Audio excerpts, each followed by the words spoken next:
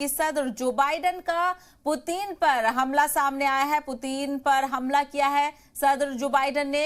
Ukraine में जंग से रूस और कमजोर होगा, बाइडेन का कहना है। वहीं आपको बता दें, पुतिन की इस लड़ाई से रूस और कमजोर होगा। तो सदर बाइडेन, अमेरिका के सदर बाइडेन का बयान सामने आया है, जिसमें उन्होंने सीधे तौर पर रूस के सदर पुतिन पर हमला बोला है। उनका कहना है कि रूस और कमजोर हो जाएगा यूक्रेन में जंग से। आपको बता दें, रूस कमजोर होगा तो साथ ही साथ पूरी दुनिया और मजबूत हो जाएगी।